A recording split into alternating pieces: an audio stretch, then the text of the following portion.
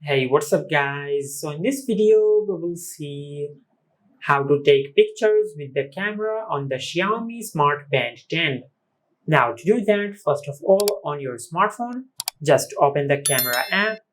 Now on your Xiaomi Smart Band 10, just swipe up and open the app drawer.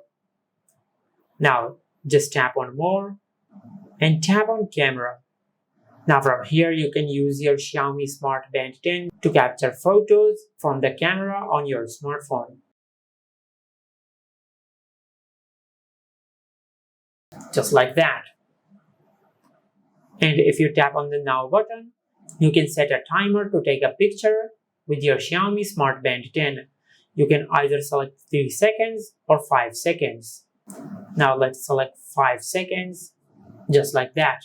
Now if you press the shutter button from your Xiaomi Smart Band 10, you will set a 5-second timer to take a picture. Just like that.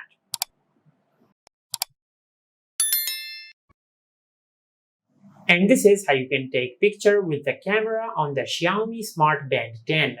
Make sure to like, comment and subscribe. Thank you for watching.